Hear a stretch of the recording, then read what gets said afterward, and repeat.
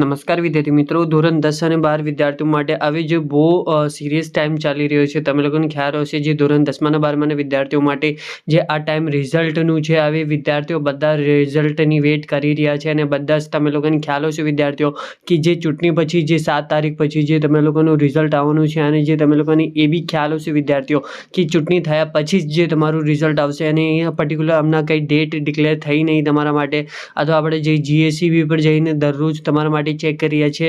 તો હવે જે તમારું રિઝલ્ટ ક્યારે આવશે, તમે લોકોના મનમાં આ ડાઉટ રહેશે વિદ્યાર્થીઓ. તમારા લોકોનો આ ડાઉટ અહીંયા સોલ્વ કરવામાં આવશે વિદ્યાર્થીઓ. અને આ વિડીયોમાં સુધી બને રહેજો. હોય તો સબસ્ક્રાઇબ કરીને જજો, વિડીયો લાઈક અને શેર કોમેન્ટ કરજો વિદ્યાર્થીઓ. હવે વિદ્યાર્થીઓ તમે લોકોને એ બી ખ્યાલ હશે કે જે આપણું રિઝલ્ટ ક્યારે આવશે, પર્ટિક્યુલર આપણને જે ફિક્સ ડેટ આઈપીની અથવા જે ગુજરાત બોર્ડ પર અથવા જે આપણે જીએસસીબી પર અથવા જે તમે લોકો કંઈ ન્યૂઝપેપરમાં આર્ટિકલ વાંચશો તો બધી જ આર્ટિકલમાં એવું લખેલું છે જે તમારું ચૂંટણી થયા પછી જે તમારું રિઝલ્ટ ડિક્લેર કરવામાં આવશે વિદ્યાર્થીઓ. હમણાં એનાથી પહેલાં જે તમે લોકોનું રિઝલ્ટ ડિક્લેર નહીં કરવામાં આવશે વિદ્યાર્થીઓ.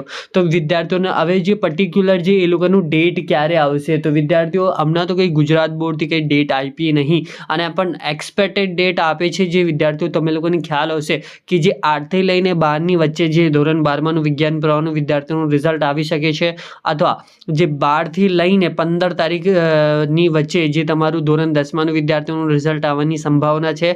અને 15 તારીખ પછી જે આપણા ધોરણ 12માના વિદ્યાર્થીઓના આર્ટ્સ અને કોમર્સવાળા છે એ લોકોનું રિઝલ્ટ ડિક્લેર કરવામાં આવશે વિદ્યાર્થીઓ. તો ઇન શોર્ટ જે તમારું મે મહિનામાં જે આખું તમારું રિઝલ્ટ આવી જશે. અને જે પૂર્વ પરીક્ષાવાળા વિદ્યાર્થીઓ છે એમાં બી તમે લોકોને ખાસ અને વિદ્યાર્થીઓ તમે લોકોને બી ખ્યાલ હશે કે ધોરણ 12માના વિજ્ઞાન પ્રવાહના વિદ્યાર્થીઓ હવે એ લોકોને જે પૂર્વ પરીક્ષા આપી હોય તો એ વિદ્યાર્થીઓ બધા જ પેપરની ફરીથી પૂર્વ પરીક્ષા આપી શકે છે, અથવા જે જે રિઝલ્ટ આવે છે એની અંદર જે એના માર્ક્સ ના ગમ્યું હોય તો એ ફરીથી બી પરીક્ષા આપી શકે છે. જે પૂર્વ પરીક્ષાની અંદર બધા જ પેપરની આવી જે ધોરણ 10માના વિદ્યાર્થીઓ માટે 2 પેપરની પૂર્વ પરીક્ષા લેવાશે. અને વિદ્યાર્થીઓ આવી રીતે જે તમારી પૂર્વ પરીક્ષા યોજાશે અને વિદ્યાર્થીઓ થોડું ઘણું તમારું સપોર્ટ જોઈએ વિદ્યાર્થીઓ, એટલે બેસ્ટ ઇન્ફોર્મેશન આપી રહ્યા છે અમે લોકો. તો આપણું ચેનલ સબસ્ક્રાઇબ કરો, વિડીયો લાઈક શેર કોમેન્ટ કરો, ઇન્સ્ટાગ્રામ પર જઈને ફોલો કરજો. અને thank you for watching my video અને જય હિન્દ વિદ્યાર્થીઓ.